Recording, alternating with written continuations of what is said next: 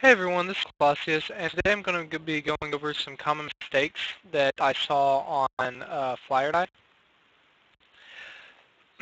So, first off, everyone should know that this is a normal 3-3 variation and 3-3 invasion for when you come to the corner at the 3-3 against the 4-4. Now, some players on flyordie thought this was a good move.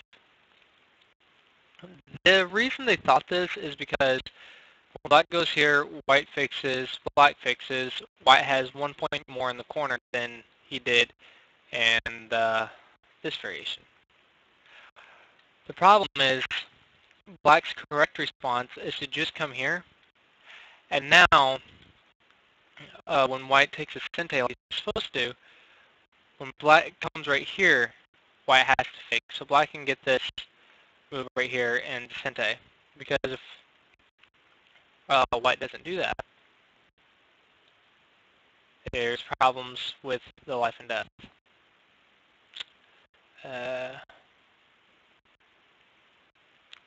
Can he die immediately?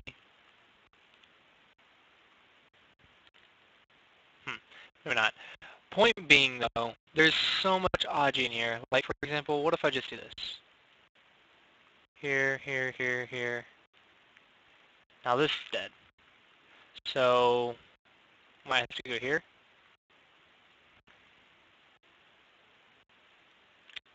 This is really starting to push the life and death. And, yeah, that would be alive. So, I go here. And Seki. White's entire corner, which usually is worth 10 points, is worth 1 point. So point being, the shaping here is very, very weak. And so white still needs to respond in here. And most of my opponents did respond. They didn't Tanuki. And for those of you who don't know, Tanuki means to play away from the local situation and play somewhere else. So the problem here is, while white did get 1 more point, white's ended in Gote, which means I get the initiative to go somewhere else. In the actual variation, white has Sente, which means he has the initiative to go somewhere else. So this move is not a good move because you still need to respond and then you lose Sente in the opening or early mid-game, which is usually when the 3 is played, or most common anyway.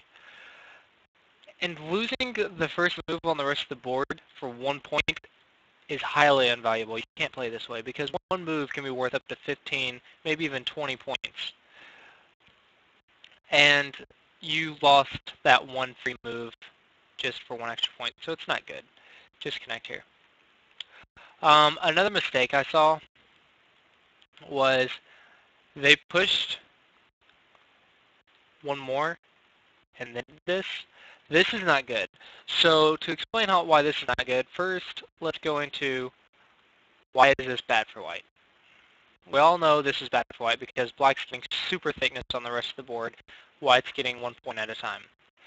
Black's moves will affect the rest of the game and can most likely make more than 1 point for each stone somewhere else on the board, and this wall is so much more useful for the rest of the game, and these white stones don't affect the rest of the game at all.